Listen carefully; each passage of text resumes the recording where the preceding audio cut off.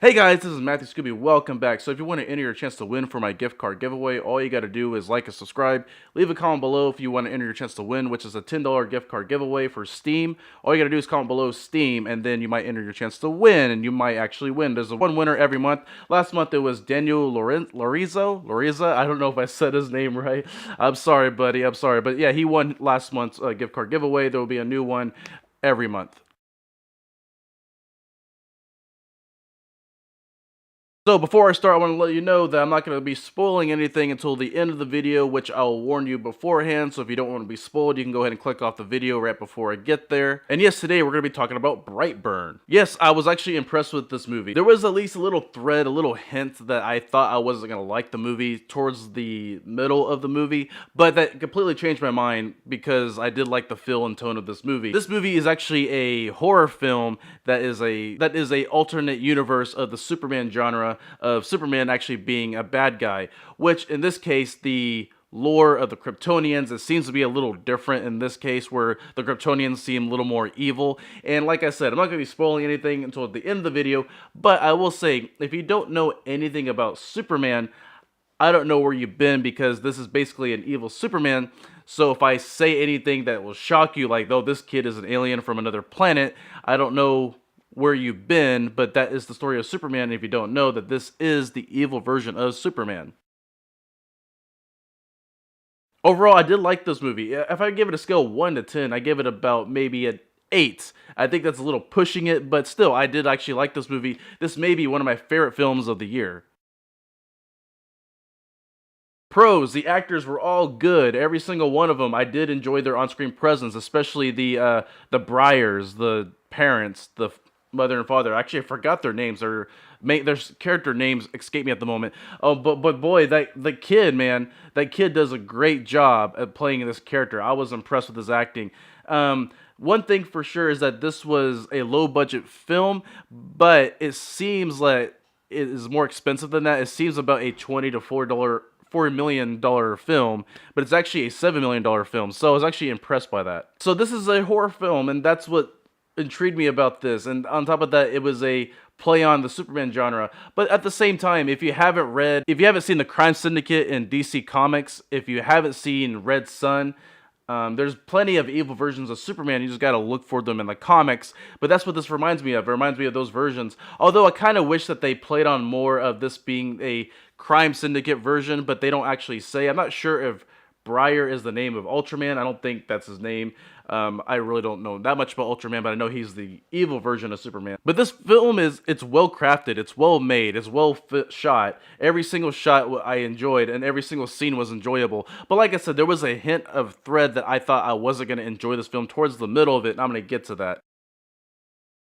Cons. Well, like I said, there is a little bit of a a little bit of thread that I almost didn't like this movie.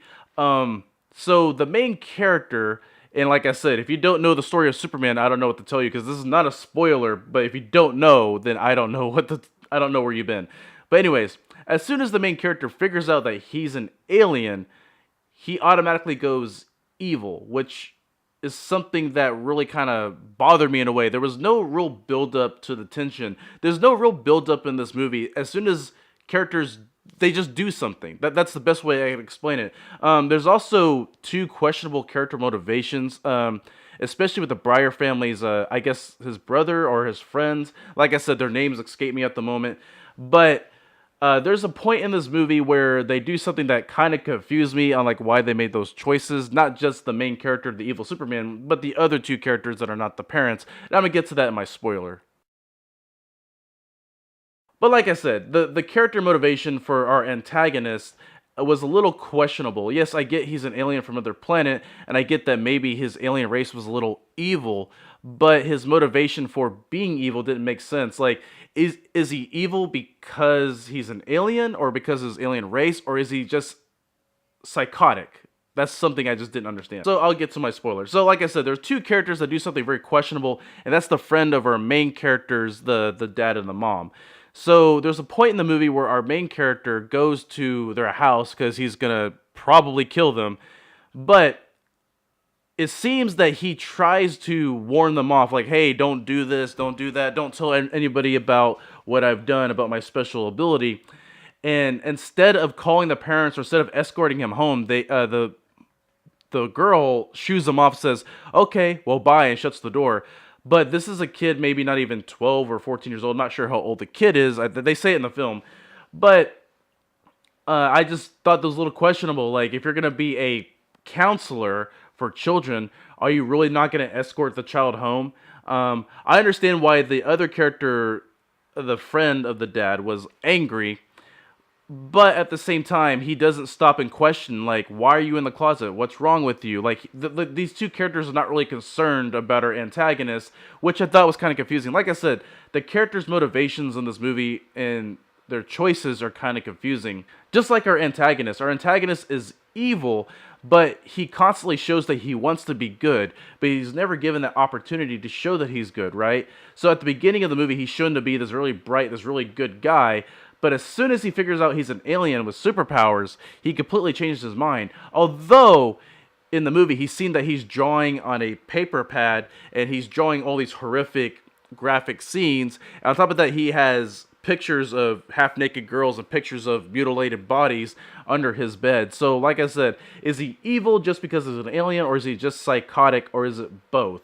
That's something that's never really fully explained, and I think they did that on purpose to give more of a mystery to the character. But at the same time, the mystery for the character was kind of thrown out the window, because at the beginning of the movie, we automatically know that he's an alien. And we know that this is based on Superman, but at the same time, this is a completely original character to my knowledge. So what they could have done, they could have at least played on the fact that, hey, we don't know if this kid's an alien or not, and the parents in the middle finally admit in the middle of the movie that he's an alien. But no, throughout the course of the movie, we're shown that, hey, this kid is not normal. He's from somewhere else.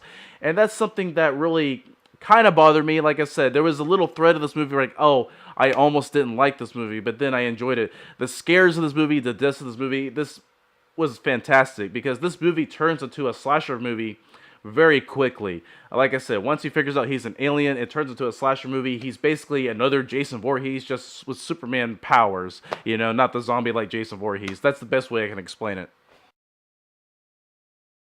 I almost didn't enjoy it. The character motivations were a little confusing. The death scenes were creative, like, for a horror film, because that's what it is. But this is still one of my favorite films of 2019 so far, and I'm going to stick with that. I might even watch this movie again as the years go by, or some time down the road this year. So yeah, I would rewatch this movie again. It has rewatchable value, especially if you're a DC Comics fan, and this is one of those amazing occurrences. So apparently, two actors' contract for the DC universe has come to an end. So what this basically means is that DC is dying. The only two good movies they have so far is Aquaman and Wonder Woman, which is a little sad, because I actually did like Aquaman and Wonder Woman in this version, but I didn't like the Superman and Batman that we got in this DC expanded universe. But it seems that DC is just struggling to keep their expanded universe, to keep their cinematic universe, and it's sad, because I was excited for it. And you know, DC has been around a lot longer than Marvel. They have been making movies a lot longer than Marvel, so you'd think they would be getting their shit together. Oh, I also forgot to mention Shazam was a great movie. So hopefully when they remake these movies, they'll do a soft reboot. Like, I don't want them to reboot Shazam. I don't want them to reboot Wonder Woman or Aquaman. I really just want them to reboot Batman and Superman, because that is not the definitive version of Batman and Superman. And they could also even remake Justice League. You know, it's really sad to see where DC has gone in their cinematic universe, and I hope with this new casting of Batman that we'll actually get a good, decent movie for Batman. Now, I'm not one to judge on who's playing who in a movie, because at the end of the day, these people are actors. Their job is to act, right?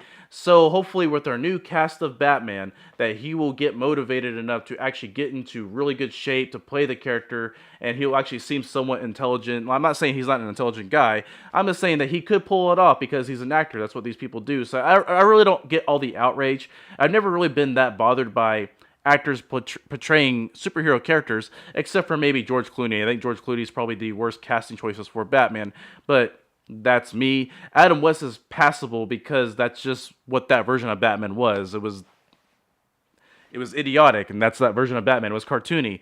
But for George Clooney, it just didn't work for me. So that's probably the worst version of Batman I've ever seen. So hopefully we get something better when they reboot these expanded DC Universe movies.